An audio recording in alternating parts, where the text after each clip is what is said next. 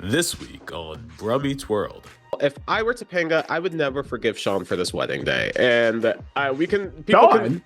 I would Like never. it's the dude she's marrying. Let's not forget. You say you blame Shawn. No one is in the right here. Cory, I don't approve. Shawn, I don't approve, and I feel like Topanga should have beef with both of these dudes. If you accept Topanga's choices for her, are you saying that you know Topanga better than Topanga knows Topanga? You saying women shouldn't have choices? Is that what you saying? I'm saying she needs better choices.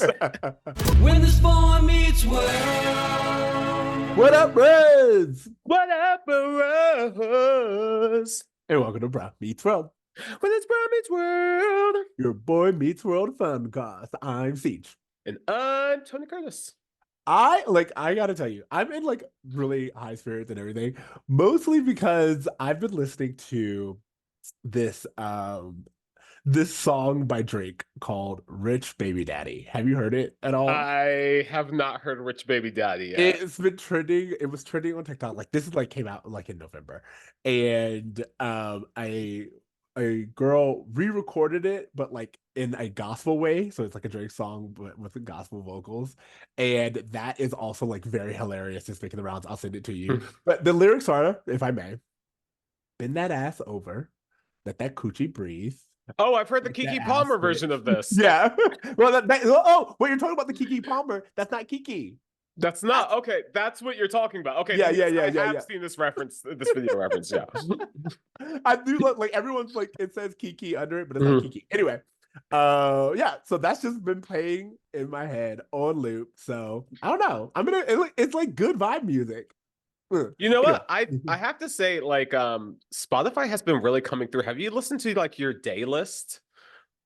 I haven't because my head has been down in podcasts for several reasons.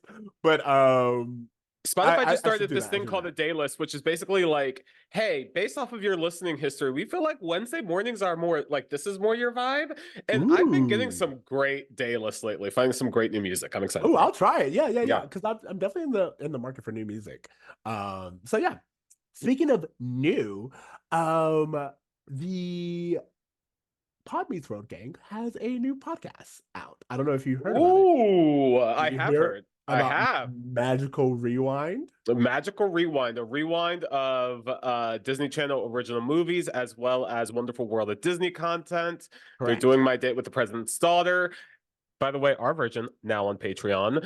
I was totally going to do that because, all right, so I listened to it.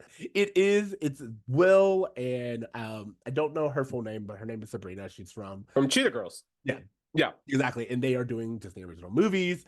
And so I thought that was really fun. And a lot of what you and I spoke about with my date with the President's Daughter, they actually also called out for. So I just thought that was really fun because it is like a way to, as even what we're doing with this podcast, like you have certain realizations and you look at something, you're like, I was a kid, I thought this was fun. And then I watched it again. Yeah. and I saw some things. So yeah. Pretty much my entire reaction to the movie Blank Check during rewatch. Right. When they get to Blank Check, that's one that we should put our name in the hat in. I was like, how do we get on for... That is not a DCOM movie. That was released into cinemas. That was a popcorn with your parents, awkward ride home kind of movie. That's not DCOM. I thought, you know what? It was on Disney Channel so often. Yeah. I put us down, or at least I put our names out for Brandy Cinderella and Toothless starring Kirstie Alley. Manifest both of those, please. Love Toothless. So if you're listening to us, please send in your notes saying the bros want to be on for those 2 episodes. Anyway, as we had said, we have that episode on our Patreon. So if you guys would like to support the podcast, please go over to our Patreon, patreon.com/BruhMeetsWorld. You can also support us on YouTube. You guys, we made 500 subscribers. All because of you. I really appreciate it. Thank you so much. Let's add to it. Double it up. 100%. That doesn't mean we stop. That just means you guys got us there, and we really, really, truly appreciate it. And As always, reach out to us at brommeetsworld@gmail.com, or you can reach out to us at brommeetsworld on all of the platforms. You guys are constantly talking to us on Reddit. You're talking to us on Instagram. You're talking to us on YouTube. And we are talking back. So let us know what you think about all these things. And now that we have done all of the chit-chat, the promo stuff, I would love to tell you about this week's episode. First and foremost, we have a classic, and a classic episode. Well, wait. We're gonna get there. We're gonna get there. We have a classic, a iconic Boy Meets World episode today, and we also have a very special guest. We have a guy named Tyler Young who runs the 90s Kid Throwbacks Instagram account. He has over 416,000 followers. Wow. And this guy is everything you want when you talk about retro and nostalgia and 90 Kid stuff. So he will be talking to us a little bit later. But until then, I think it's time we get into this episode. Hey, are you ready to talk about It's About Time? It's about time. Okay. Yeah, all right, let's do this. I don't know how you guys are gonna feel about this one, but I'm writing from the heart here. Okay. Tell us about it. Yeah, the wedding day is here. 7 years in the making, and what could go wrong? How about Cory centering his relationship with Shawn? Yay! Thank you. We love it. Again, this is the season 7, episode 7. It's About Time. Cory and Topanga finally tie the knot, but not without dealing with Shawn's concerns for his future friendship with Cory, and Eric arranging his brother to have a nicer, upscale wedding at a hotel. That's it. Have to say, I gotta tell you, I can already see, based on what you said, you and I may feel differently about this episode, because right off the bat, I loved this episode. I loved it. It's probably my favorite of the season so far. I do have nitpicks, so I will go into that, but sure. This is my favorite episode so far. Yeah, it's we probably do feel a little bit differently about it. Yeah, based on my tell me about it, you can tell that like I really feel like Cory and Topanga kind of got cheated out of having a bigger moment. Like I really wanted their relationship to be the central focus, and I never felt like it really was until like the vows. Like did I feel like we kind of circled back to like why they were getting married to begin with. So it just felt like an episode about a wedding that wasn't about the couple getting married, and it was kind of weird for me. So I wanted more, but we can get into it. It's funny that you say that, because when I was watching this, I had kind of like the same thought, but I remembered we've spoken to several Boy Meets World writers at this point in time, and they all say the same thing.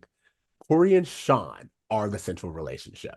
And in a show where Cory and Shawn are the central relationship, it makes sense that on Cory's wedding day, they would need to address him and Shawn.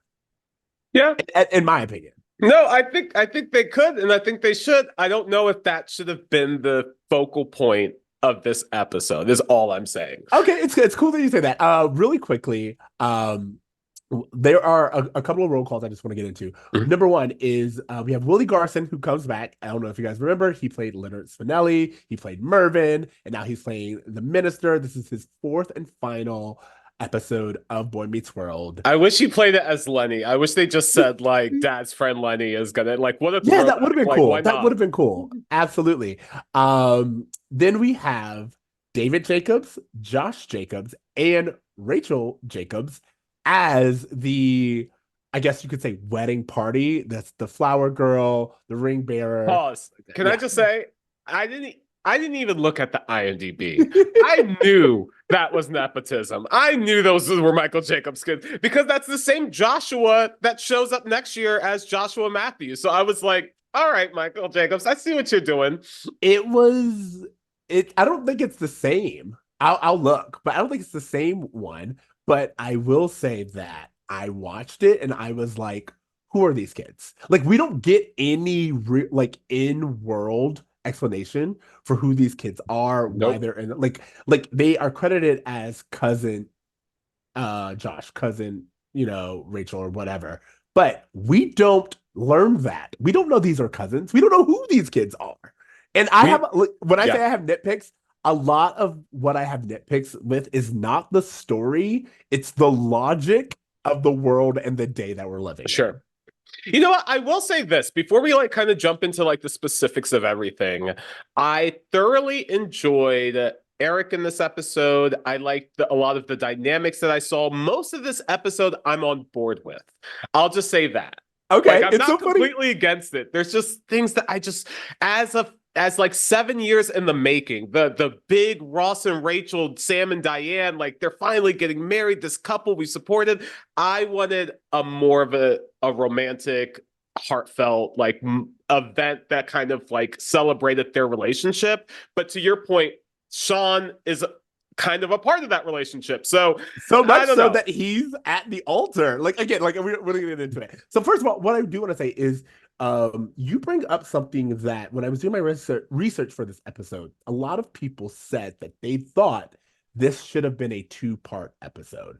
And I agree because there are some leaps that we take specifically with the wedding. The idea that Topanga and Topanga's parents are there. This is a big moment. We had a whole fallout and they're back again and they're back in the same room for the first time. And this other woman that Topanga's dad left his mom for isn't referenced or mentioned or anything. But is she there? Is she his date? That would have been so good to get into. Exactly. You have the wedding party. You have the fact that this wedding, technically, even though we do start off in the Matthews living room, which again doesn't make sense considering the number of people who we were told they wanted to invite and the number of people who show up to this wedding. We can, there's so many holes to poke in that wedding storyline. Oh my God. But like having some kind of line or information that explain who these cousins are and giving maybe Morgan a little bit of a storyline of like being a bridesmaid and not necessarily the flower girl and having competition with Rachel Jacobs, like all these other things. I think, why is Morgan not the flower girl? There's so many questions. Okay, so I have a lot to say about everything you just said. Yeah. Should it have been a 2-parter? Absolutely. To my critique I had last week, why is this thrown in the middle of November and kind of not really given much attention or special treatment? The reason why it's all has to move so quickly is because if you slow down even a little bit, it all starts to fall apart. The fact that everyone for years has been rolling their eyes about Eric, but as soon as Eric's like, I have a limo, everyone go outside right now, and they're like, yep, no questions, let's go. You're right. What are we doing? There are lots of things in this episode where I was like, you know what? We're just going with it. It's fine. And I feel like that's kind of the thought because there is so much put into the Cory and Shawn of it all. All right, so let me just start from the top. And in the top is we open up and we get a moment of Topanga and she's with Rachel and Angela and her mom and she's getting ready. It's her wedding day. And I was like, oh, great. We have a scene where all of the women are here. Yeah. Her mom is here. It's like, I feel like, yes, we don't get this very often. And then immediately she goes, I just want Cory to have the best day. And I was like, really? Really? It's your wedding day and we can't even let you have this. Bruh, it was never Topanga's wedding day. At any point in the episode, it was never about Topanga at all. So, yes. I mean, we can get into that. One thing I just want to mention, I forgot that Topanga's mom was in this episode. I think earlier in the season, I was like, I don't know if these people even ever come back again. But I'm surprised at how well they've been able to weave them through. And I liked her mom being there, helping her get ready. Like the look that her mom and dad give each other later on in the episode. Like, I think that, like, if you had to do it in one episode, you got enough in there to satisfy me. I agree with you, but I also agree that looking at it, like ever since someone mentioned the idea that it should be 2 parters, like this felt like a script that was 2 parts and then condensed.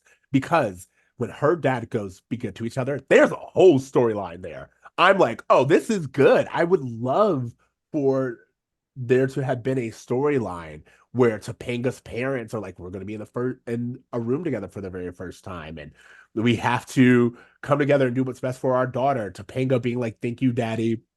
Which, by the way, last time we spoke to her dad, she said, get out. We had They no had a resolution. reconciliation? Yeah. Yeah. Apparently off screen. That's what I mean. So much shit had to happen off screen in order to get to that point. Including someone pointed out that Topanga in this episode has a new wedding dress. There are new bridesmaids dresses. And remember, last week, this was last week that we said planning a wedding is too much for us. We're going to pare it back. And I'm not saying that I wanted to see that wedding dress or those bridesmaids dresses. I'm saying that you told us Topanga had too much going on. It was too cumbersome. No one was aligned, and we could not take the time to do this right in June.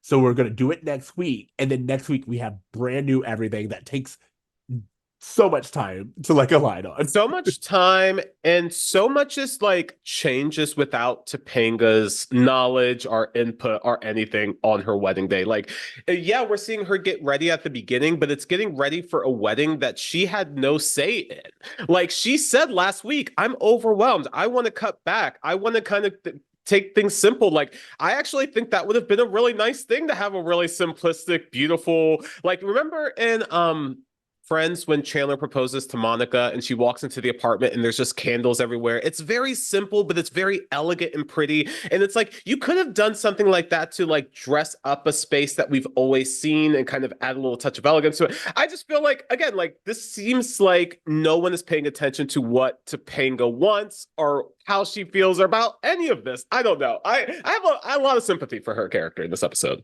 Understandably, because I think if you look at it from Topanga's point of view, I love this episode because I think as far as a Boy Meets World episode, it does a really good job of discussing the characters who we've come to know so far in season 7. Not the characters we remembered as children, not the characters from season 2, season 5, any of that. The characters who we now are living with in season 7. It does a really good job of remembering who they are, and it does a really good job focusing on what the show has always argued is the main couple, Cory and Shawn. And because of that, I liked this episode. However, if you look at this episode from Topanga's perspective, it is, to what you said, where's Topanga in this? Like, where's Topanga in any of this? She is not having the wedding that she said she wanted. She wanted something pared down. It's now this grand thing. She has both of her parents there, which is really good, but we have no real history with her or her parents or why they've come to they are now compatible again. They are allowed to be in the same room. The clothes look different. She gets shorter vows than Cory, I believe. And she literally, while the wedding is going down, or the fight during the wedding is going down, she is sidelined. She's literally on the sidelines and comes in just to like tap Shawn on the shoulder and be like, hey, I think I've been patient enough. Okay, so now you're pulling a T and moving ahead. I have so much to say about that. But let's talk about Shawn, because right after Topanga's like, I want Cory to have a perfect day, Shawn comes in and is super upset with Cory, calls him a miserable white boy, which I love. Oh, wait, no. What he says, because I was waiting. What he says is, Topanga goes, I love him so much. And Shawn enters, very sitcom, being like, I hate him. He is, sorry, I wrote it down. He is a selfish, self-centered, whiny white boy. And I was like, okay, white boy. He's been hanging out with Angela. Yep. Because even right then, Angela has a line, goes, well, what's going on, my brother? And I was like, that was fun. It's underplayed. Yeah. That was very intentional. And I feel like, because Trina says that they tell her to pull back the blackness every once in a while, I feel like what's going on, my brother, should have been said with like a hint of irony and should have been played up more just as a joke. Because Shawn comes in and says, he is a self-centered, whiny white boy. And that white boy is very specific. So that was my whole note. And here's the thing I want to say about this whole interaction. Shawn comes in and he's complaining. He's like, you know what? He's driving me crazy. He's having me do all these things. Basically, what Shawn is trying to communicate is, hey, the white boy Cory that we've all put up with for forever, that's always a bit too much, is extra too much right now. He has an important day where he can basically call the shots that he wants, and he's really testing our relationship. He's asking a lot of me. I feel a lot of pressure. I feel overwhelmed. Correct. And I feel like I'm trapped serving him at this time because I'm in this wedding predicament. And the entire time Angela's like, well, what's this really about? What's this really about? What's this really? And I'm like, he just kind of told you. Like, someone please listen to Shawn, because I feel like he has valid arguments here. I don't know. I agree and I don't agree. I agree because part of what you're saying is Cory's always this way. And so she's like, yeah, but that's Cory. You know, so she's like, so what is this really about? And he even says, what does he say? He says something along the lines of, you'd think on his wedding day, he'd realize how hard this is for me. And I was like, that is the thesis statement of this episode. The real issue that Angela can see, and I think that everyone kind of gets, which is why they let this play out the way that it does, is that Shawn does not have family. Literally, he has no one, because Jack at this point in time is just Eric's boyfriend. They never have a conversation, but he has no family. And because he has no family, Cory has been his surrogate brother. He has been his surrogate family. He has been so much to Shawn, and he means so much to Shawn. And the idea that Cory is getting married, and he knows for a fact that once Cory gets married, his place in Cory's life is going to be reduced. It has to be in order for Cory to have a successful marriage. That's a really big thing. And it's big of Shawn to realize, and it's big of Shawn to want to discuss. And I think that it's valid. I also think that it's not great for him to come and say that to Topanga, considering that this is her wedding day. Well, but him having that conversation with Shawn. Go ahead. Topanga literally like choke slams him against the door afterwards and like physically assaults him until he agrees to be cool about it. We'll ignore that, whatever. What to your point that I just want to say real fast is everything you're saying is correct. Shawn, and under this light, Shawn has every reason to be nervous about his relationship with Cory. I don't take away from that at all. Everything is accurate that you said. I'm saying that within the episode, specifically like last season, when Cory was kind of like, do I want to be married? Do I not want to be married? Like all of that shit. It just feels like there have been enough storylines of like Shawn feeling like his relationship with Cory is going to end because of a thing that like, I don't know. Okay. My main problem, this idea that like, oh, Cory's getting married, so hey, take care of him for me. Hey, this is the last time we're best friends. And I'm like, no. We should be encouraging Cory to have a best friend and have friendships, even though he's entering a marriage, because those who have outside friendships do better within their relationships. So like, that's kind of why I was like, I get it, but I also kind of disagree with this entire thesis that he has to like hand off Cory to Topanga because they got married. Realistically, when you're friends with an engaged couple and then they get married, not much changes. You're still going to game night. You're still like doing that. Yes, there are shifts, but it's not like I'm never seeing you again. I would argue that a friend getting pregnant or having a baby is way more of a disturbance to that friendship than a couple getting married. So that's where I'm coming from. I'm gonna volley right back to you. Okay, and I'm gonna say this like there are two things that we need to understand. One, we are in the 90s, and in the 90s, a man getting married is the equivalent of a woman getting pregnant, in the sense that your life is forever changed now. I won't see, like, they don't have cell phones, which, by the way, I'm going to bring up, they don't have cell phones later on, but they don't have cell phones. They don't have social media. They don't have all the things that we usually have to stay in touch with each other. Yes, you can always have phone calls and write, but the reality of the situation is once a man gets married, that he is saying, my wife is now the priority relationship in my life, which is a good thing. That's good for your marriage. And I agree with you that a healthy marriage would also maintain a friendship. However, a lot of people in general are not good at balancing one relationship, let alone multiple relationships. So they put their all, and I'm not saying that this is his fault. I'm saying that we have been trained to put our all into our partner and ask our partner to be everything for us.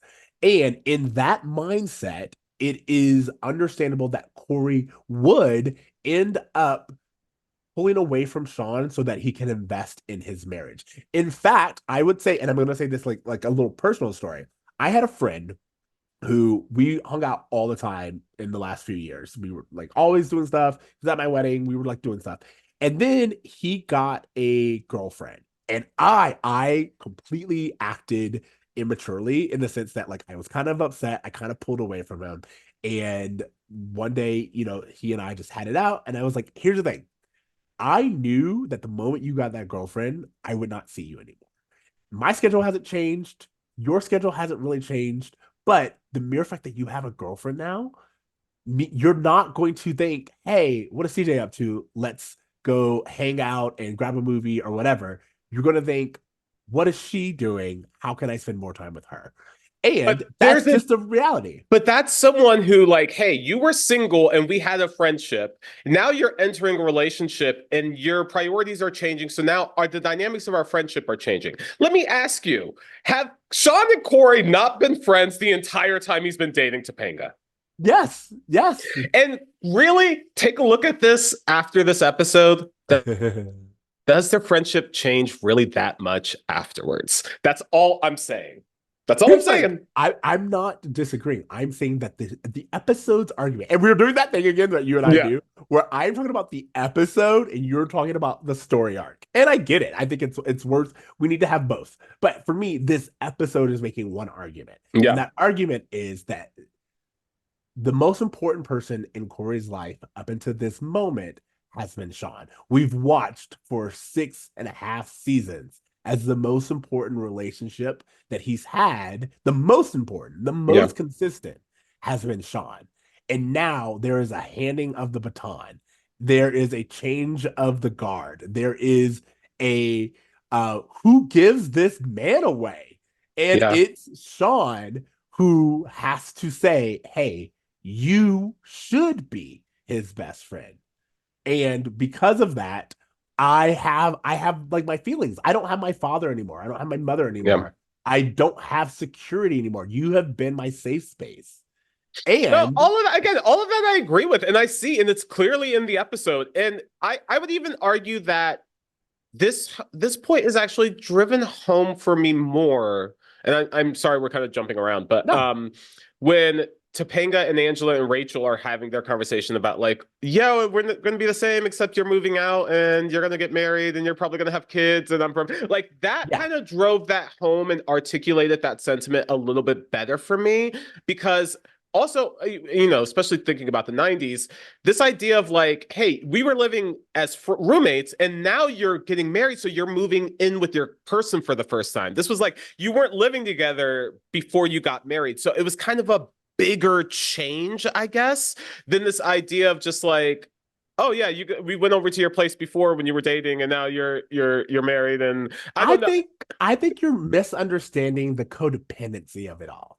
And what I'm saying is... No, I actually think that codependency is the bigger thing, too, that no one's talking about. Yes. Why is no one calling Shawn out on this codependency? So much so that he's going to fuck over Topanga's wedding day because he couldn't deal with his feelings about everything. Like, it's problematic, actually. No. Again, I'm not disagreeing that it's not problematic or that it's not codependent. I'm not even saying that it's healthy. Because let's just be honest here. We are rooting for Topanga to get married to someone who, in the middle of her wedding, picks a fight with his best man, has a literal fight with his best man, then takes a moment on the side to tell his best man, hey, do you really like her? And again, understandably, because Shawn has been like, I've watched you guys. Yeah. Is this real? And then for Cory to be like, yeah, it is. It's like, okay, thank you for all of that. However, it is my wedding day. And even like Topanga going back and forth, but Topanga goes earlier. You love him more than I love him. It's a fact. And I've decided to just deal with it. Yeah, I think you're right that we have to make Cory and Shawn the center relationship, and that relationship is transitioning. We have to just accept that. We have to just accept that this is all about Cory and Shawn. at Topanga's wedding and be fine with it in order to enjoy the episode. And I'm saying that, like, I'm not that fine with it, but I can see why everything else is enjoyable. Yeah, no. It's so funny that you said that, because maybe I would have felt different. I think there are a few things. One, I've been listening to our old episodes and some of the things, and I was like, oh, we were really harsh on that. And I think that a part of me is like, oh, I can get into the weeds of it and it become like this college dissertation on like society and relationships and all this other stuff. Like, but I do kind of take a step back and be like, but it's also a sitcom, you know? And for a sitcom, am I enjoying what I'm supposed to enjoy from a sitcom? Am I learning the lessons that I'm supposed to learn? And I remember this episode so vividly. And not only do I remember this episode, I think I know several men who remember and cite this episode when they are getting married, especially when they have like a rift with their best friend, because it's a perfect example of, you were the most important relationship in my life as a man, other than my spouse. And I have to pull away from you. And we don't have a lot of media that talks about how big of a deal it is. You have to let go of the most important relationship that's been in your life so that they can be with someone else. Can I add something to that? I feel like another large contributor to everything you're talking about is Cory and Topanga's age. Yes. They are at an age when you are 19 years old, your friends are your entire world. Your friends are your entire life. And like us in our mid 30s, like thinking about like the friends we went to high school and college with, like, yeah, we were really close, but then we naturally fell apart. And like, yeah, we might get invited to a wedding. We might see them here and there, but like that, we've kind of accepted that that's part of life already because we're just a little bit more mature. Whereas them being 18, 19 years old, getting married or however old they're supposed to be, I could see that being more of a larger lifestyle change. And I could also see why they're kind of like maybe not even understanding exactly what marriage is, even though they all kind of have these understandings and fears and anxieties about it. It's just kind of this thing that grown-ups do to them. So I don't really even know that they know what they're getting into at this point. And I kind of wish that was more the focus. Exactly. But like, no, I agree with you. I think that the episode does a good job at least at just bringing it up. Yeah. Because I'm not saying that it doesn't exist. I can't think of other examples other than like maybe Scrubs, but like I can't think of other examples of like friendships in television where someone was getting married and the men were like, "Oh, I have to let you go," and that's kind of weird for me because you're not my partner, but you're my partner. Sure, if that makes any sense, you know. And we don't get that very often. What I will say, and here, let me talk about what I did like about the Cory and Shawn dynamic. I like this idea that, they've kind of been bickering all day. Shawn feels underappreciated, which I can completely understand that. I couldn't really sympathize too much with Cory, who was kind of nitpicking everything Shawn did. You're trying to sabotage my wedding when it's clear that Shawn's running all over the place doing things for him. But it comes up later that Cory's like, I've been specifically sending you away because I'm not ready to have this conversation. And I actually thought that was a very like, bruh thing, is the show that like men will do anything but talk about their feelings in a way. And this idea of like, I'm going to give you all the tasks in the world. I'm going to let you say you're not even coming to the wedding and pretend like I'm okay with it. Yes. Simply because I don't want to have this conversation. So again, if I'm just focusing on their friendship, I kind of love that whole thing about it. Exactly, because what happens is we get you were talking about like Cory is angry and nitpicky at Shawn even more so than usual, and I like that they acknowledge that. Like what I like more about this episode is this episode acknowledges who Cory has become. They're like, how Cory's constantly a little bitch, a little bitch boy that we all have to put up with. Yeah, well, he's maxed that today, and everyone's like, that sounds like Cory, like that. Sure. I liked that it acknowledged that, but I also liked that they gave reason for Cory to be like, what's wrong with you? And you can see it in Ben's performance where he's like, oh, I don't want to deal with this. So I'm being nitpicky because it's easier for me to be angry at you than it is for me to be sad about what I already know you know. Yeah. And you keep trying to pull me into this conversation that I don't want to have because men are not supposed to cry over other men. Men Yeah. are not supposed to feel this way. That's what we're seeing, but we're approaching the conversation. And I love that they did this because it paired true to who Shawn has become, who is a sensitive person who has done self-reflection, and who Cory is, who is not a sensitive person, who is completely self-centered, but he does understand the large leap that he's making, at least when it comes to his relationship with Shawn. And I liked that. And then when we get to the wedding and Topanga goes, and this is the part where, again, I was like, and we're rooting for this. Topanga goes, what are you thinking about? And he goes, I can't believe Shawn's not here. It's like, yes. Okay. Kind of a problem. Again, what are we doing? And Topanga's just like, I love you too. And I'm like, girl, you deserve more than this. It's your wedding day. You deserve better. But it's a funny beat. You have to admit it's a funny beat. Well, you know what's not a funny beat? Topanga giving her vows, the camera panning, and Shawn is standing right next to You said Cory. it wasn't. I loved it. That is sitcom comedy. That idea, because again, if it was just out of nowhere, no. But because the entire episode builds up to the tension that is Cory and Shawn, and then for you to see that they have reconciled. And Topanga already said earlier in the episode, I have accepted this relationship for what it is in my marriage. So for them to just be side by side, holding each other after Topanga's vow, and then for Cory to go, I got to talk to her now. Codependent? Yes. Unhealthy? Absolutely. Would you ever stand for this in real life? Not at all. But as far as a sitcom beat goes, it makes sense. And to me, I found it funny. You know why I didn't enjoy it was because it literally just came off of the heels of Shawn interrupting the entire ceremony, picking a fight with the groom, asking Cory at the altar, do you even really like her?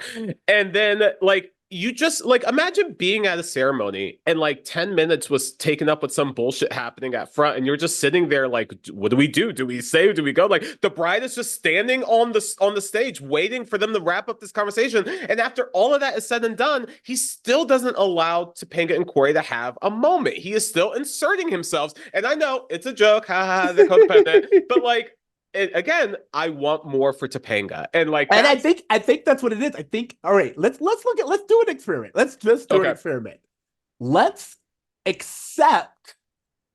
going to accept what the story is telling us, which is that Topanga has accepted this and she's okay with it. And just like any other friend that you have who's in a relationship that you do not support, once you realize that you can't change what they want for themselves, sure, you accept it and you take it for what it is. So let's accept Topanga's choices. All right, hold on. Let me just accept that Topanga's my homegirl and she's about to marry some dude I'm not that cool with, but she's happy. So you know what? I'm just gonna let this go. I'm just gonna let it go. Exactly. And as long as you happy, girl, that's fine. Exactly. Okay. And here's what I'll tell you. I'll tell you this. I agree with you, but I have taken myself out because I just keep remembering that the central relationship in this is Cory and Shawn. And if that's the case, then this is a beautiful wedding episode. I actually can't think too much about Topanga because this series has told me that the most important relationship is Cory and Shawn. So because of that, I look at this and we haven't even talked about the fight, which we got to get into. Yeah. Which is, you said it, and I thought it was very interesting. What happens is Shawn goes previously, I don't want to even be a part of this. Find someone else to do it. And Cory's like, fine. And I'm with you where I'm like, everyone should be like, hey, temperatures are high. Amy, Allen say nothing. No one says anything. No one says anything. Beanie doesn't say anything. No one. Then we get to the wedding. They're having the ceremony. The ceremony has started. Now, they do bring a good reason, which is that Eric has forgotten the rings. We're going to get into the Eric storyline. Everyone, don't worry. Eric has forgotten the rings. Shawn comes and says, hey, he does not interrupt for no reason. He doesn't say, I object. He's not inserting himself. He's not drunk. He comes in because he realizes that Eric doesn't have the rings and that Cory's going to need them. And he goes to Cory and he says, hey, I know you've kind of been a dick lately, but Here these are. You go have your day. Am I interrupting? Am I kind of making it centered? Yes, but not intentionally. Oh, For I no didn't other think he reason. did that at that point. I didn't think of Okay, him as centering himself then. You said he interrupted, and so I wanted to say he did it because he went. He gave him the rings. I'm talking about the push, bruh. I'm talking Oh about no, the no, push. no, no, no! Because here's what happened. At this point in time, he goes and he gives Cory the ring, and he's like, "Hey, thanks. You go get married. Have a good wedding day." Well, no, what he says Cory. is he's like, you should have, like Cory says, like, Shawn says something like, "Oh, I owe you an apology," or "I should have No, apologized." you owe me. Yeah, he said you don't have like I'll accept your apology later. Like I said, he's like, you've been acting a dick. Whatever. You go do what you came to do. Yeah. That today is about your wedding. Take it. Cory turns around and goes, excuse me? What do you mean my behavior? What do you mean I owe you an apology? And at that point in time, it is not up to Shawn because Shawn is like, oh, I was being cool with all of this. Well, here's the thing. You want to have this conversation? Let's have this conversation. No, I disagree because Shawn shows up and he's like, "Hey, I know who you are, right? Yeah. And despite all of that, we've been friends long enough to where I'm at least going to show up and give you these rings and let you have your day, except when you double down on something that makes me upset, at which case I'm going to then center myself into this whole thing again." Here's the thing. It's not centering yourself, in my opinion, and I want to make everyone, it's not centering yourself. If, again, Shawn is emotionally at his peak. He is sensitive. He is angry. He wasn't even going to show up. He put aside his pride to make sure that Cory had the rings. That took a lot. And he's like, you know what? I'm not even cool with what's going down. We haven't talked about this. You are, in his mind, you are throwing away 17 years of friendship, and you didn't even care if I didn't show up. But that's cool because I care about you and I put these rings. And then Cory is like, excuse you. What do you mean I owe you an apology?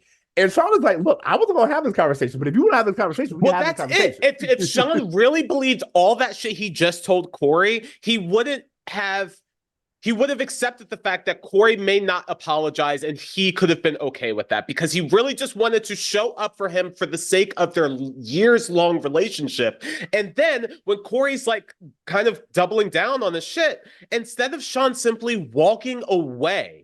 But here's the thing. Shawn did walk away. And like Shawn walked away. Shawn walked back to his seat. He didn't stand up there. And what I'm saying is you said he knows who Cory is. He knows that him walking away further, what has happened in that moment is Cory has decided he wants to do this here and now. And even if Shawn left, Cory would have followed him. So you're right in the sense that Shawn participates, but what I'm saying is if you know Cory, you know, oh, you've decided you want to do this now. Because even if I leave, you're going to come after me and we're still going to do it. So if you want to do it now, let's do it now. I'm not saying Shawn is in the right. I'm not saying Cory is in the right. I'm saying both of these motherfuckers are wrong in everything. The way that Shawn approaches Cory, the way that Cory approaches Shawn, and the way that Cory goes, oh, you want to have this conversation? You know what? Right in the middle of my ceremony is a good time for it. Showing that he really don't give a shit about any of that. He don't care about Topanga. He doesn't care about anything. And so it's just like one of those things where it's like, we're kind of like, I'm not even trying to like argue on the side of one or the other. I'm saying both of these dudes are way out of line in this. 100. Oh, I didn't think we were defending. I was over here explaining that Shawn is emotionally sensitive. He put his pride aside. He went over to Topanga to say, hey, I'm not Topanga because she might as well not be there. He went over to Cory to be like, hey, I'm going to put my pride aside. Want to make sure you had your good wedding day. All right, peace, deuces. And Cory is like, wait. I'm going to pick a fight right now. And Shawn's like, oh, you want to do that? And then what we really get is Shawn is like hurt and upset. And then Cory goes, trailer trash. And no matter how many times I watch it, you always like, that is so disrespectful. Cory been holding on to that. Eric laughing out loud, Shawn's pour is so funny. Who just talked to us about that? Was it Jeff or Gary? One of them was talking about this episode, and I was like, yes, I remember this moment. It's so funny the way Eric responds to that. Even though you're right, like Cory we know that he's overstepping. We know the history of Shawn feeling inferior to Cory because of his status in class. And so for him to like do that is such a deep cut.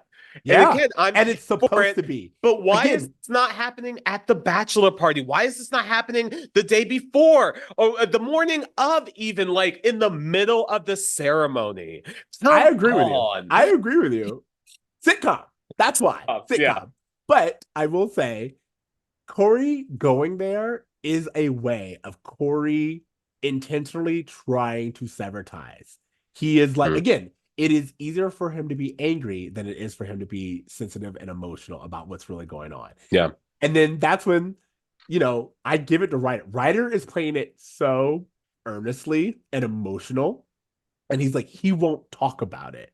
Yeah. And Cory says something along the lines of, I don't want to talk about it. Yeah. And he goes, but we have to. Again, earnestly. And then Ben turns it for a comedic bit. He does it. It's a perfect transition. Great. Yeah. Now? And it's just like, okay. I have to say, the performances are fantastic. Like, my issue is more with some of the structure or the writing or whatever, but like the performances that everyone gives, I think is fantastic. What you're talking about right there, where Shawn is like he has to kind of emotionally break down. The reason why it doesn't feel so egregious to the average watcher is because the performances are so heartfelt that you are able to kind of swallow back these thoughts of what's going on at this wedding because they're able to sincerely convey their feelings for each other in this moment. And so, like, I think the performances actually save the episode a lot. I agree with you. I just needed to talk about that fight. I needed to talk about, and again, the resolution where like they've been having it out. Also, side note, Amy singing. Why are we doing this? Like, Amy singing is so funny because I was like, you brought this up at season 6 finale when Cory's parents were going to meet Topanga's parents for like the first time, whatever. And he's like, Mom, don't sing. You're not a good, please don't sing. And you're like, when has that ever been brought up? And here it is, shoehorned in again. And it was like, exactly. Yeah, it's weird. It's weird. It's a weird beat, so we can have something going on in the background that allows for the fight to kind of like take over. Yeah. But anyway, I just thought it was weird. Anyway, going back to it, resolution. I think what it happened is that people probably knew that Betsy had a really good voice, and they've been trying to just like find a way to throw it in there, much like they did with what's the actress who played Morgan. And so I was fine with it, and it was fine to have on in the background. That was not my biggest like what's going on moment. No, it's not my biggest. We're gonna come back. We're gonna have to do the whole wedding over again. But we're just getting through the Cory and Shawn of it all.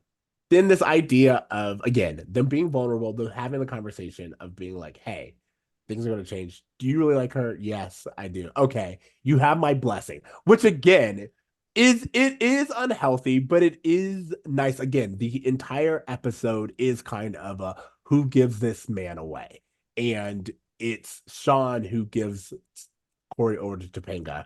Then at the reception, when they are doing the toast, and Shawn, again, making it about himself, I'm not gonna lie, Shawn kind of says, he's been my best friend, we've always done everything together, but today is the last day of us being best friends because he has to have a new best friend.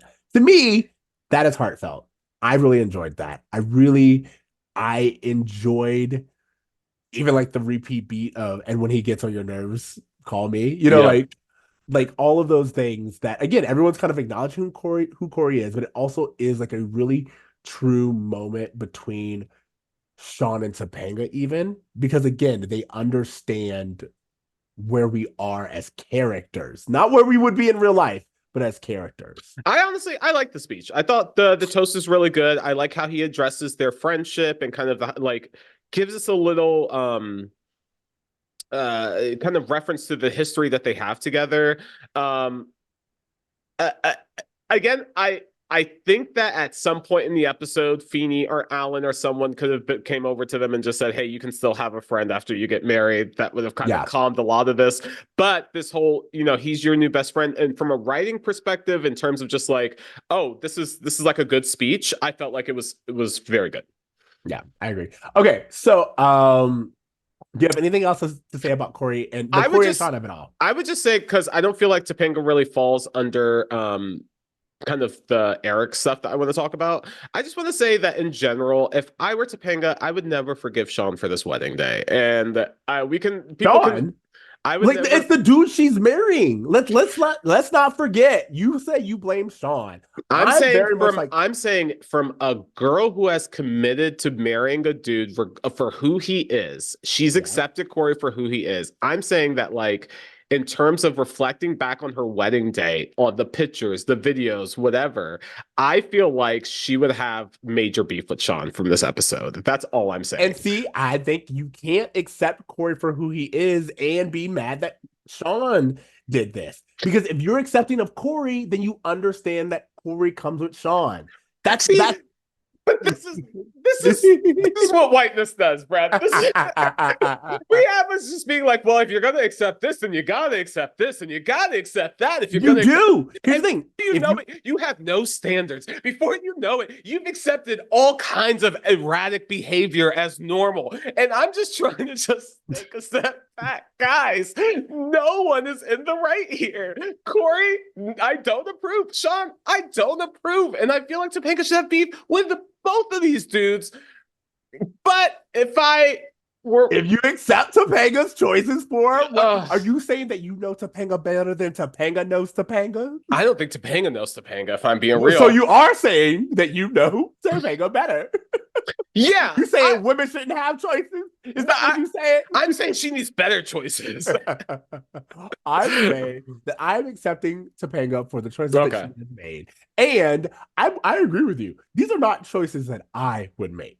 But we ain't talking about me. Yeah, we ain't talking about it. And I'll get over it. I know you guys, I've been harping on this. I'll move on. But this is overall, Topanga deserves better. Okay. So anything else about the Cory and Shawn and the wedding of it all? No, I just want to say I liked the dancing with the parents at the end. Yeah. I like when Topanga calls Alan dad. Alan's probably more of a father figure in her life than her own dad. So like I just thought that was a cute moment. Exactly.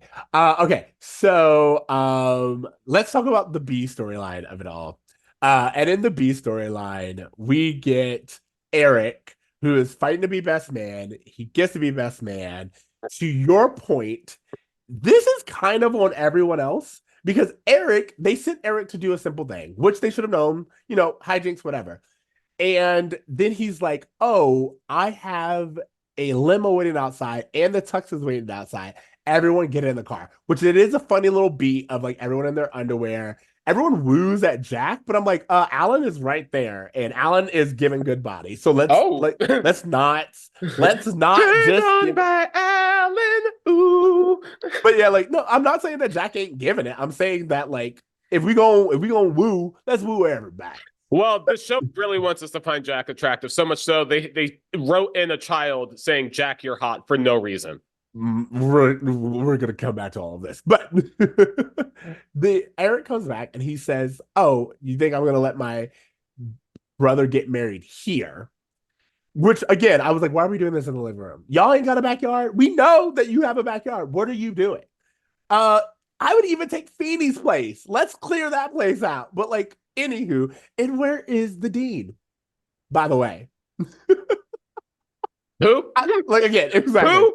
Anyway, has she been in this season at all? I don't think she's a regular anymore. I don't think she's even like a whatever the second thing to regular is. She was in the first episode because that's how we get it. Wait, or is that just season 6? You're right. I can't remember. Never again. Never again. We never see her. Dead. Anyway, all that said, they go off. And they're at this new location. Well, they all decide to follow Eric. They're like, well, he says the girls are already on their way. And I'm like, we don't have cell phones. How do you tell all of these new guests where the new wedding location is? This is what I'm talking about. Because he says he was on the payphone when all this happened. So I'm sure he was able to make some calls or whatever. But it's one thing to call 2 or 3 people and be like, hey, we're changing locations. But like, remember when they tried to throw the rave and they were trying to change locations at the last minute and they were running around? It was a whole hassle. It's the day of. The day of. No hassle. Also, The whole storyline is dependent on us believing that Eric was capable of pulling off a wedding heist. He saw a wedding being set up and was able to have the wherewithal and the intellect to be like, okay, if I call so-and-so, if I say this, I can steal this other couple's wedding. And it's kind of a wild concept. It is a wild concept until they introduce when they say, what kind of moron would fall for this? And it's someone who's exactly like Eric, played also by Will Ferrell. That is your explanation. You're like, how could this possibly be? What kind of idiot would fall for this thing? I'm saying, bro, you just got married. How many vendors did you have to like say hello to? Did you have to like organize? Like, you had a wedding planner, right? Did they not talk to you? Like, I'm just saying there's too many people involved in a wedding day for you to be like, oh, I fooled this one person, so we're good. It's like, no, is this wedding even legal? I agree. Said, I pronounce you Mr. and Mrs. fucking Peterson. Like, that's not who you are. To your point, I completely agree. Like, I was watching this being like, oh, first of all, the day of, like, they have it to where this entire wedding is set up already. And I'm like, okay, so what did you either you sent the other couple somewhere else, or you're saying that they set up the entire wedding before it was supposed to start, hours ahead of time. They were just prepared. Yes, I think that's what we're supposed to believe, that they were having like an evening wedding and that they all set up in the morning. He's like, hey, it's 1 o'clock. I'm going to get in there and get out before anyone shows up. But I think anyone who knows anything about weddings knows. But it's like, well, the catering's not ready. Yeah. Like, none of these tables are there. Like, it would not have worked. Also, not only would he have had to invite everyone who was going to the Matthews living room, which, let's be honest, was probably 12 people, to this thing, he had to then cancel all the other guests that were showing up to the original wedding. There's too many factors. That's what I mean. Exactly. You have to move quickly, because the moment you slow down, shit starts to fall apart. No, I completely agree, because how does Shawn know where they are? Again, they've changed. Shawn said he wasn't coming. So how does he know where the new location is? Did Eric leave it on their answering machine? Like, it's weird. It's a weird thing. And I'm pointing out that kind of doesn't work. Like I said, I already mentioned the wedding dress and how that has changed. The bridesmaids dresses have changed. Just a quick throwing that out there. I loved the wedding dress and the bridesmaids dresses. I thought everyone looked great. I even like for bridesmaid, like for a wedding dress where wedding dresses don't typically age very well from decade to decade. I actually think for like 1999 or whatever this was, like, great wedding dress. I think the wedding dress and the bridesmaid dresses are actually timeless. I think they're really good. Yeah. Angela hot this episode. Angela giving hot. It. Yeah. Dawn's hair, if Jack was looking. Everyone came correct. Yeah. Everyone came correct. This is a good hair episode for everybody. Great. Yeah. They made sure that they brought it. And also some things that I had looked in. Someone pointed out that the hotel, at least the outside facade, is the same exterior that they used for the Tipton Hotel in Sweet Life of Zack and Cody. Oh, interesting. The maitre d' is the same maitre d' from Promises. That he's the same guy. Yeah. So I was like, so did he get a promotion? And did he It's the same hotel. Interesting. Okay. And then as I said earlier, it's only been a week and yet we have brand new dresses and all this other stuff. It's very weird. I'm not gonna pretend like this isn't surreal, and we don't have to make a lot of leaps and jumps in logic.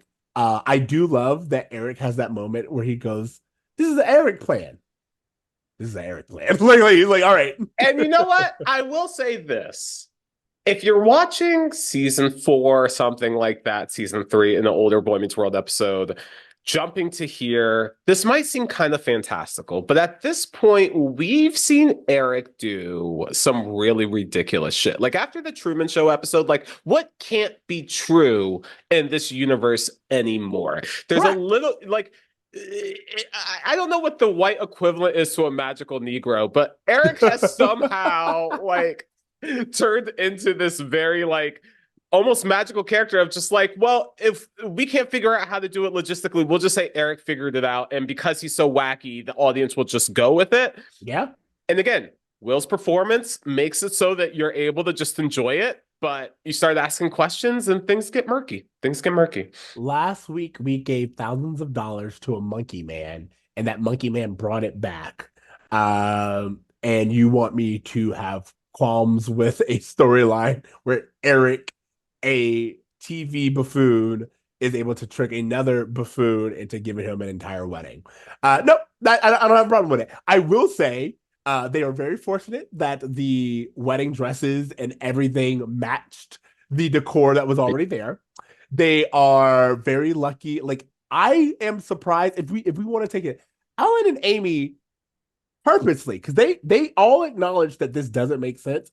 Alan's like, I ain't asking no questions. Because Alan's like, I'm not paying for this, so it don't matter. He's like, whatever's going on, it's not coming out of my wallet, so I'm fine with it. If you want to call me honestly, Mr. Peterson, yeah, let's do this. Alan I will was the sign one Peterson's name. Yeah. I could side with Alan more than probably anyone else.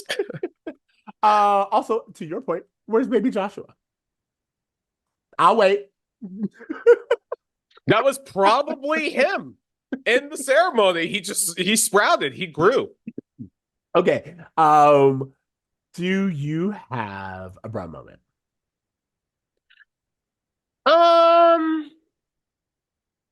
I really just think fighting in the middle of a ceremony, interrupting the middle of a ceremony. We talked about this last season when they were like trashing at the other wedding and they interrupted the ceremony and we were freaking out. We were like, could you imagine if someone did that at your wedding?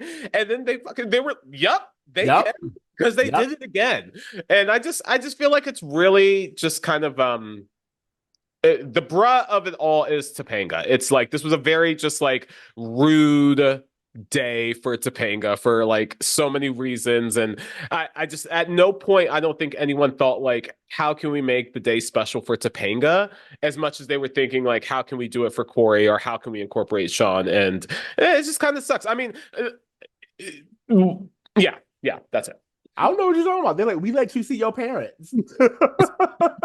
This is a special day. We allow right. It's like Beauty and the Beast rules. It's just like, well, if you're good, we'll let you see your parents. Exactly. So they're like, we've done her the favor. Yeah. All right. Also, she does have a nice moment with, as you said, with Angela. Mm-hmm. But it's weird because they also literally just have like Rachel, like, and I was like, we spent no time developing these friendships. It's so weird. But again, if do you're going, Cory and Topanga say anything to each other outside of the vows? That is a very good point. Kind of what I'm talking about. Hey, I didn't say that I wanted this marriage. I said I enjoyed this episode. Those are two very different things. What do you think the Feeny lesson is for this one? Wait, I didn't give you my bro moment, which is give me your bro moment. There are two moments where we have very young children played by the Jacobs kids hitting on older individuals. And I'm like, what are we doing? We get the little girl saying Jack is hot.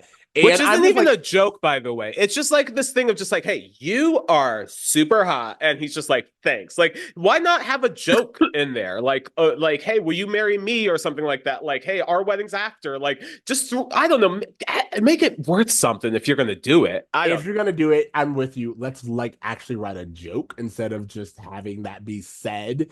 And again, nowhere, like, what do we want Jack to do with that information? So there's that. And then later on, we have the little boy who's hitting on Rachel. And again, it's just kind of like, what are we doing here? What is our end goal? Yeah. Like, that's it. I don't like when it's very weird when we have children hit on older people. I'm like, what is the goal? What are we doing? Is this funny? That's just wherever I'm at. Whatever. And again, I feel like there's ways you can play it up for humor and kind of just be like, oh, it's cute that this kid thinks, he's so grown or whatever, or she's so grown. But you could have the adult kind of just like, I don't know. Remember when Topanga had a crush on Eric in season 1 and they like, it was kind of cute and he kind of talked to her about it and was like, hey, this isn't super cool. Like, I just, sometimes they handle it better than other times. Maybe in the two-parter in our unfilmed two-parter. It's the Snyder cut of this wedding in the Snyder cut of this wedding episode. Okay, and then the Feeny lesson to me, I think, is it's around the idea of we all got to grow up sometime. This idea of, okay, we've been the most important people in each other's life, but at this point in time, your best friend should be your wife, and I've got to let you go. I think that's the Feeny lesson. Yeah, I mean, that's pretty good. I think another Feeny lesson is just like, hey, commit to codependency. Like, if you're codependent upon your friend, and then your friend like gets in a relationship, like then you have to get in a relationship so that you can transfer that codependency. And then if you feel like, there's issues with you and that friend, like whatever, like it's all about supporting codependency.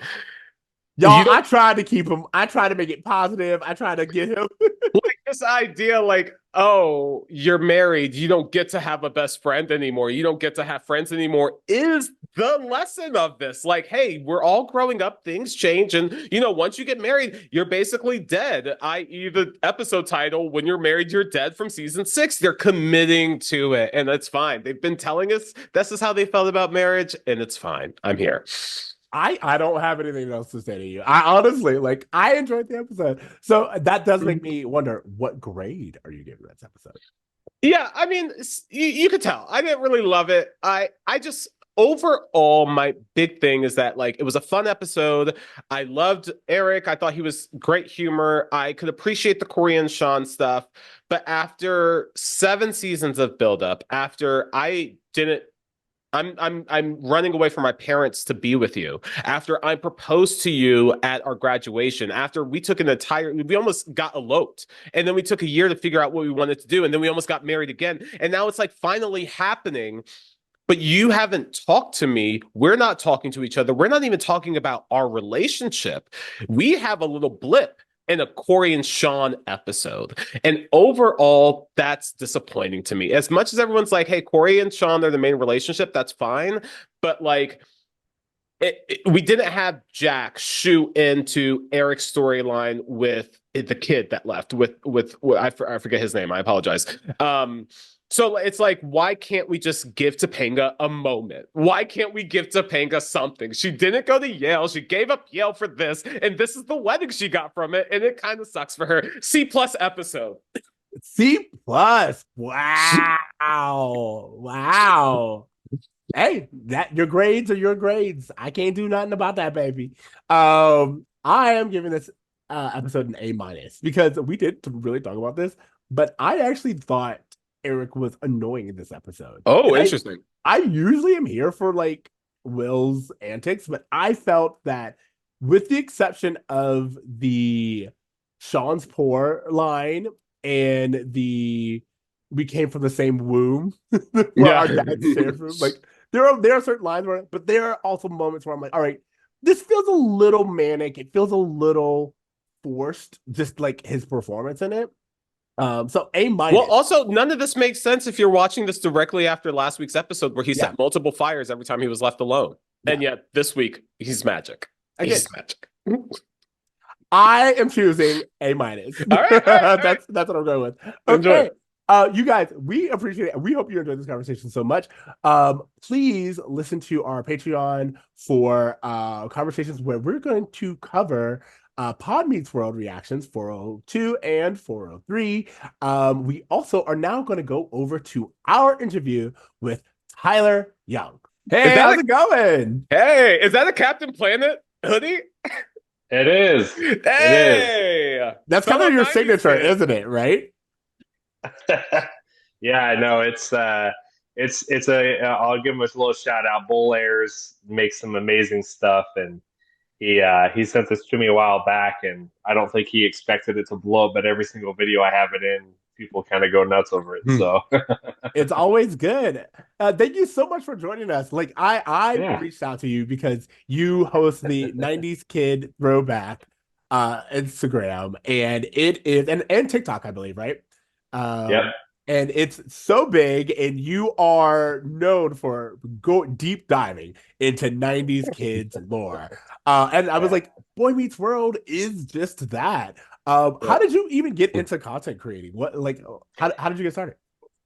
Man, it's kind of a whirlwind. When I first started it was supposed to be just a meme page, and I have an editing background at high school and a little college, and so when I was able to kind of transition into the phone aspect of it, my wife was like, you should start putting yourself in there, I have a big toy collection. I'm a big kid at heart. And so I slowly started implementing myself, and then it kind of took off. And it honestly, man, it kind of happened overnight. It was kind of weird. Like one day I had like nobody, and then a month later it was like it just kind of exploded. That's how that happens all the time. Hmm. Yeah. I'm so curious because obviously me and Ceej, we love Boy Meets World, and that's the passion that kind of got us into starting this whole content creation thing. What was there Yeah. a single piece of media from the 90s that like was like, oh, I'm so weirdly obsessed with this and I have to share it, and that kind of like sprung something else? Like what was it from the 90s that really pulled you into like, oh, that's my niche? And this is kind of a bittersweet thing. I had a pretty rough childhood at times. And Mm. so I think, in retrospect to that, when cartoons and, was really the golden age of the 90s, right? I mean, it was kind of at its peak when technology was kind of booming. And I think that just all that together, outside of some of my favorite shows, Goosebumps, Are You Afraid of the Dark, a lot of Nickelodeon stuff and Yes. Fox Kids, all that stuff, and Disney Channel. And when you look back, you're so purely innocent as a kid, and all that stuff meant so much. And I think as adults, we kind of lose that innocence, right? And so my job is just, I try to bring it back to that because my friends, whenever we talk about this kind of stuff, I'm sure we're about to talk about, people will be like, how do you remember all that stuff? And I'm just like, how did you forget? How Like, did you Oh, I love forget? that. Yeah. it's who you, it's me, it made you who you are.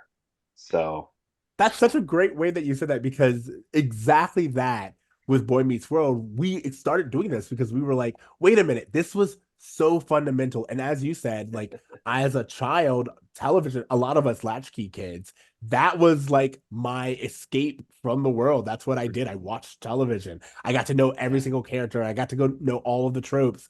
And TC and I talk all the time about the fact that Boy Meets World was a show that I built my identity around when I was a child. And I was like, wait, let's look at this and see if any of the lessons that I learned as a child were good. And some of them were great. And some of them I'm like, oh, I see where I got the problem from. Yeah. Like, for example, we were just talking about the movie Blank Check, and I don't know if you've watched that movie yeah, recently. It's really problematic throughout. yeah, yeah. It's a good one. Why do you think millennials specifically are so about nostalgia? Like, what do you think that is? It's funny. I was just having this conversation with a coworker today, and I said that I think that millennials really got the best of the bunch. We grew up. I think we're really growing up in one of the craziest times of just human in general. Human race, and we're the only. And this is crazy. Every time I say it, we are the only generation that will see from being a child as a kid the dawn of technology from basically nothing to what it is now, and it will never revert back to that. And so we got to see the first of it. We got to see it explode, and that is something that I think us millennials should hold to our heart, because there will never be another time when, I mean, unless it starts over, when that will happen. So Sure. it's, yeah, I think being a millennial is really special in that regard, and being a 90s kid is really special, and 80s too, and early 2000s and stuff. And it's when there was a time when I think everything was kind of just a little different. So we've kind of brought this up a few times, but Boy Meets World, 90s show. What content have you done around Boy Meets World? Why do you think Boy Meets World stands out as a 90s show? Where are you at? Yeah, Boy Meets World honestly is probably one of my, if I network wise, is one of my favorites from Disney Channel. I had three sisters growing up, so when I first watched Boy Meets World, I was into it because I think as most of us 90s kids, it was one of the most realistic children's shows out Yes. there, and that relatableness, that's a word, but Relatability. we could relatability. We could all, relate to them, and having the rough, like me and Shawn, like I totally understood some of the stuff he went through, and I think my sisters were into the drama, and all that, and so between the two, when they would do the marathons, especially, like we Yeah. would just sit down on a weekend all day and just watch, the whole thing. And it was special to me. And honestly, my favorite character, I know this is a little off top, but Mr. Feeney, I think The best. to me, he just gave not just them, but you could tell it was like he was speaking to us, like he was speaking to all the kids that are watching. And I mean, it was kind of a blessing, because they just don't make stuff. It's really funny. We just talked about the fact that in our previous episode, Feeny gives the kids a lesson in college. We were like, we haven't really gotten that, and we don't really get intergenerational storytelling in that way. And you reminded me that there was something about Mr. Feeny that it's kind of like Mr. Rogers almost, where it's like or Steve from Blue's Clues, and it's like he's not talking directly to us in the way that they did, but he is in a way that we received it, at least. Yeah. Connecting to us in a way where they're talking to us as humans instead of kids. Yeah. Yeah. Yeah. And it characters like that, you have to think that he had probably some influence on his script. I think it's the dialogue that he used. Some of it was, chippy, like the little segments, but when he went into one of those spiffs, it was almost like he was speaking from the heart, and actors like that, when they go above and beyond like that, they're trying to speak to you. So. Definitely.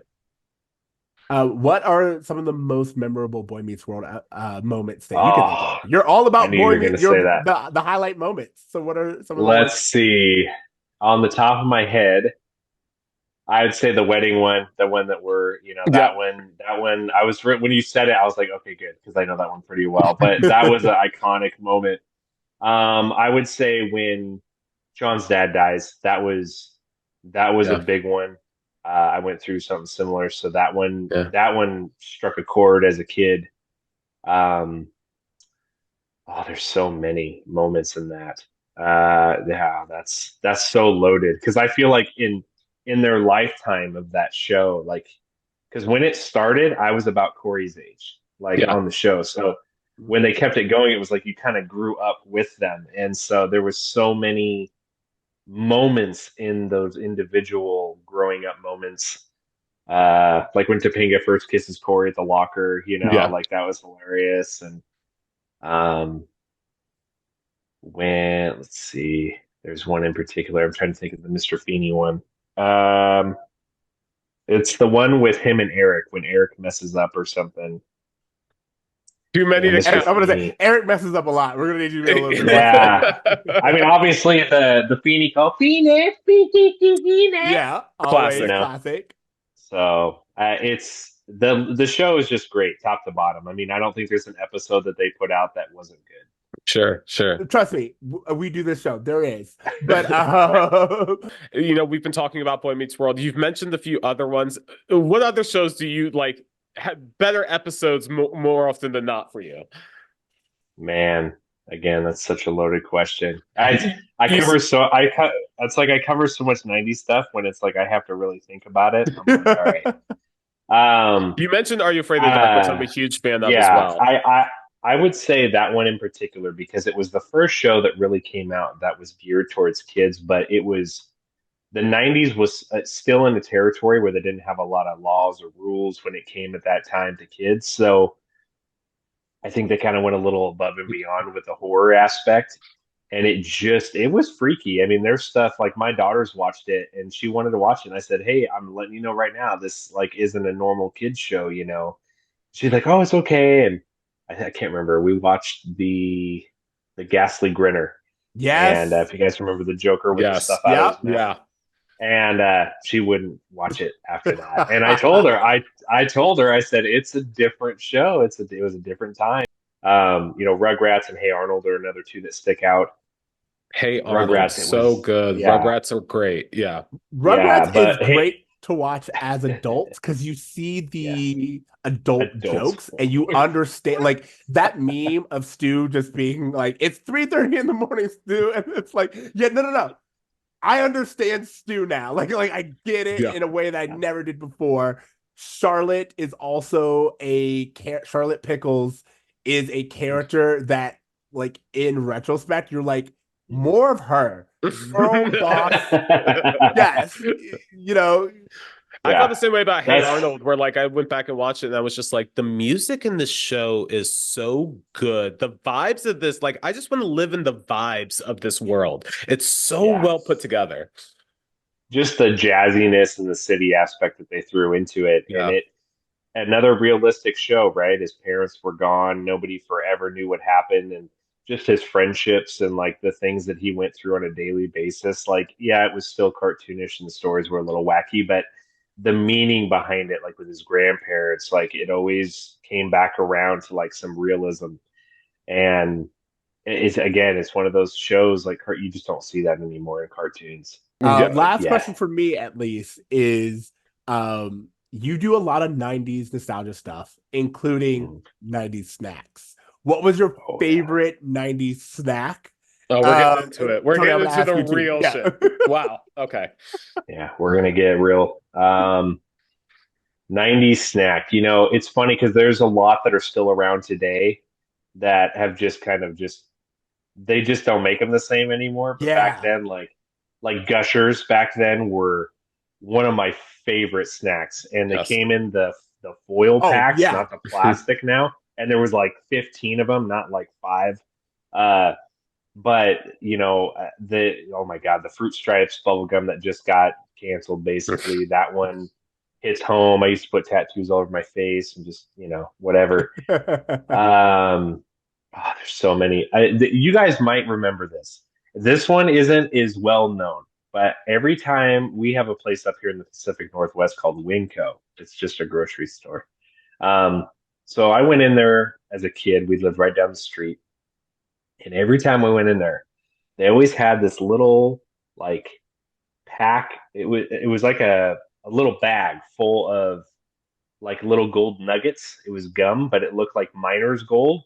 And it was called like gold something, but like gold nuggets or something had a little miner on it. I would get those every single time I went to the store. I remember the packaging. I don't think I ever got it because beside that you had baseball chew, which again, terrible habit that they want you to replicate. And then you also had candy cigarettes. So if I was going to choose my vice as a kid, I was going baseball chew. I went candy cigarettes every time. I would say the cigarettes. I remember. It's funny you don't see them anymore in my kids' trick or treating stuff, but like back then it was like that was half your snacks. You know, it was just the chalky, you know, cigarette sticks. But Dunkaroos, that was another one. Dunkaroos. I was waiting for you to say Dunkaroos. You got to bring those Dunkaroos. Yeah, Dunkaroos. I still eat to this day. We go shop at Costco a lot because we feed a zoo, so I get Dunkaroos every time they got them. So, Tony, what were your favorite 90s snacks? Oh, so many. I was a huge Bagel Bite fan. I loved the oatmeal cream pie Little Debbie snacks. Oh my God. I still eat those. Fudge rounds. I'm not gonna lie. I think most of my weight in high school was because I would spend every dime that I got on a fudge round. I think I had a fudge round every day. Do you guys remember the Squeeze-Its before they came out with those and all the Little Debbies, the little Nutter Butters? You used to take them off one piece at a time and eat Kids the little today like. will not understand the chokehold that Little Debbie had on us. Those bitches used to be 25 cents. They were so cheap. 25 cents. Speaking of which, the other thing I loved, and I think they don't make them the same anymore, is Warheads. They're not sour anymore. Not like they used to be. They used to be like dangerously sour. And like you would honestly make the face that they have on the little ad, the cartoon face. But now I've tried one recently and they're not that bad. I don't know. Maybe you couldn't eat too many of them, right? Because then you couldn't feel your tongue for a week, right? And because all the acid they put on the candy. Yeah, I think someone died or something. There was like a Four Loko type of situation where they were like, we have to change the recipe. Well, to your point, I was going to say, did you guys have, because I remember we had the Warhead Challenge. Like, again, this is all kid stuff. Where like you would put in. Yeah, how many can you fit in your mouth? Yeah. And kid stuff. Yeah, it was. Yeah, and I would say the last one, this is gonna throw you guys back. We were really poor growing up, so like we couldn't always go get Pixie Sticks and all the cool candy that was on the shelf. So me and my brother, we would go and get a Kool-Aid pack, like 10 cents. Remember when they were Yep. like 10 cents? Yep. So we would go home, we would take 2 cups of sugar, pour it in a bag. We'd take the mix, we'd shake it up, we'd take a spoon, and we just lick it like it was Your a own fun little, what dip. is it called? That's Dipstick? fun dip. That's The, fun Yeah, dip fun as dip, far as fun I'm dip. concerned. That's a DIY. That's Yep. being thrifty. That's in this Yeah. economy. And Bring that back. our parents let us do it. At the end of the day, we're just on a huge sugar rush. You But made me understand now that part of the reason why all millennials are depressed is we just don't have as much sugar as we used to. We were Yeah. just Yeah. riding high. Remember when they Oh, would yeah. just give us soda as children, like as young children? Fruitopia. yeah. That thing was Fruitopia, all sugar. pure syrup. Yep, Sobe, all that. Yeah. Yes, yeah, Oh, exactly. Soapy, wow. Tyler, In thank the you so much. in the glass bottle. Oh, sorry. Go ahead. No. You're right. In the glass bottle, which again, on campuses, in terms of what is it called, vending machines, probably not smart at all. No. I just want to say, Tyler, thank you so much for joining us. We wanted to again have this little throwback, because you've made me realize 90s in general really did help build us. And on top of that, all of it, you, me, Tony, we just had a great time bonding. I think this is the most I've smiled all day because I'm just remembering all of these little fun things. And I think it's important to access that childish part of myself, which I will admit I haven't done in quite some time. So. And I'll just say that, in terms of, you were talking about how we are the generation that saw this evolution.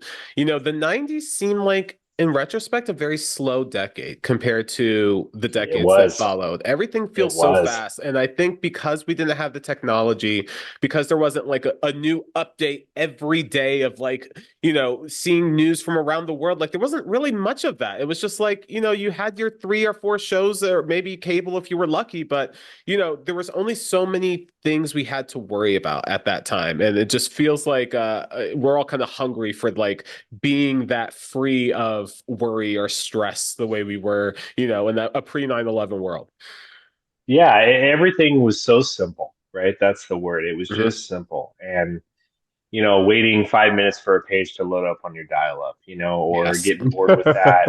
And, not maybe you didn't have your cereal box that had the 7 free days, so you had to go play the Microsoft pinball, whatever. Yes.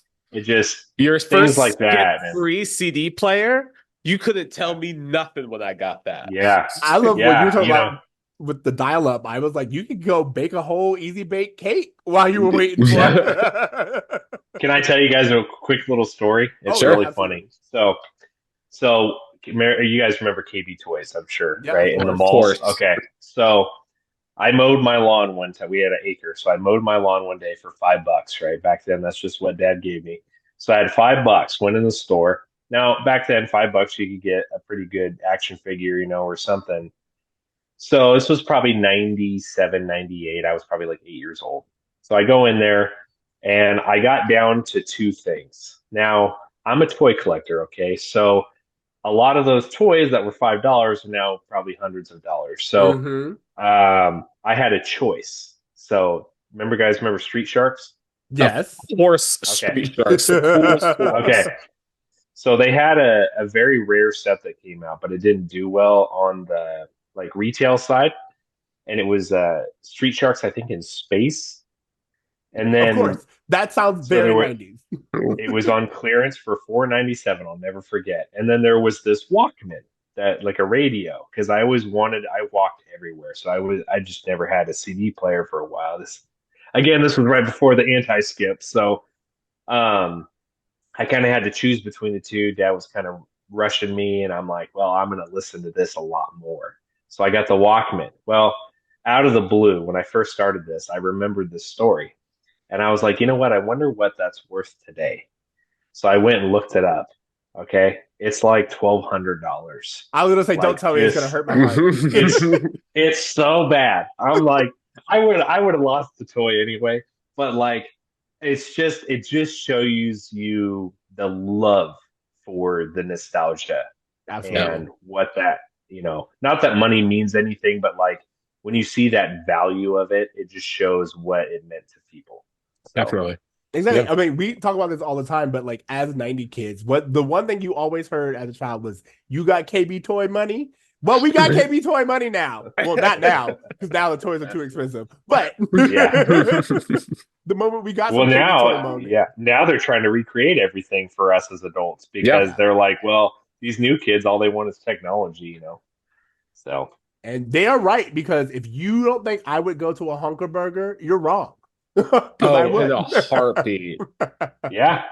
Oh, trust me, there's plenty of places up here that have shut down that locally used to be here, and it makes me very sad. So yeah. No, again, thank you so much for joining us. Anything else that you want to promote? Anything else that you want to let our listeners know? Yeah. Yeah, I would say the biggest thing that I really want to stress to people is we touched on it about like childhood and that innocence part. Yeah. I always tell people like be a big kid.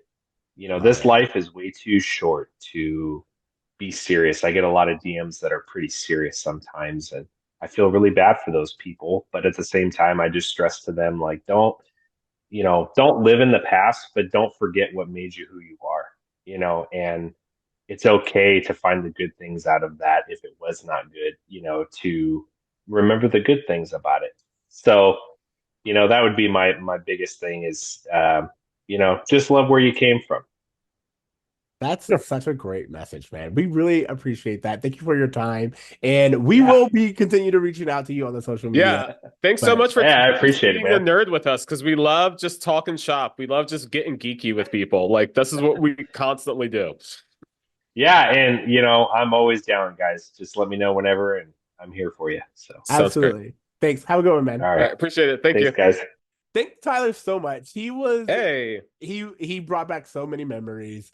And I'm not gonna lie, I now have like post-traumatic stress about the little Debbie sack cakes, because not only am I remembering how cheap they used to be, but I am remembering how often I ate those, and maybe I'm not doing so bad with my weight considering how many of those I ate. When we started talking about the snacks, I was just like, oh yeah, we used to eat shit all the time.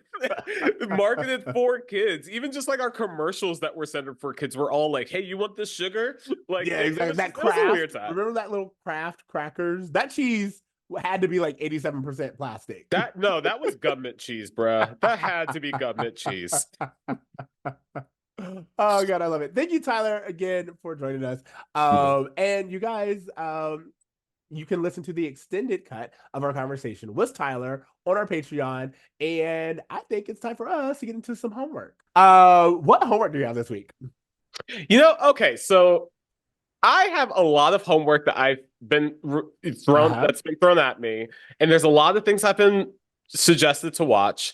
I have not done any of that. What I've done instead I've downloaded Peacock, and I was perusing around, and I saw that they had season 3 of Chucky, and I started watching it, and I fucking love this show, bro. I've always loved this show. I've talked about it multiple times. It's so great.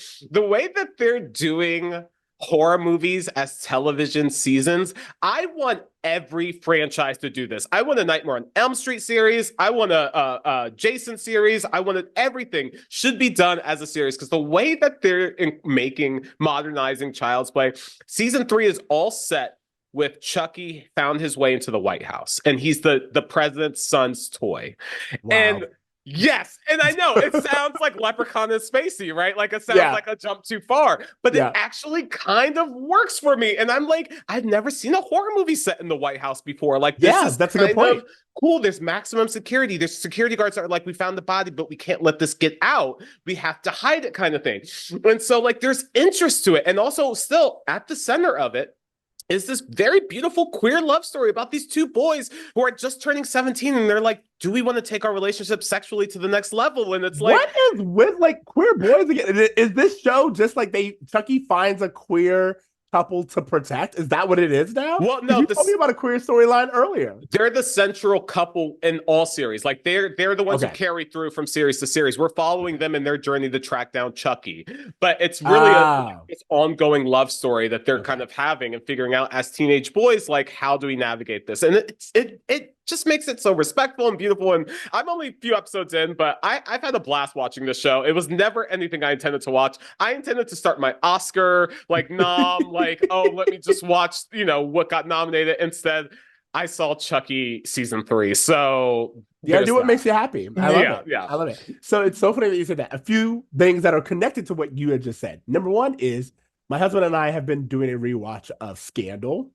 This is not my homework, but we've been doing a rewatch of Scandal because he had never seen it. And I looked at it, I was like, this was made for you. Like the things that like my husband loves that kind of like tawdry, soap opera, romance above all. Like all of that is his thing. So I remember watching a Scandal clip with you just at your house for a movie. We were like, do you remember that speech from Scandal? We're pulling it up. Yes, exactly. We just got to that episode. But anyway, so you were talking about White House and everything. Mm-hmm.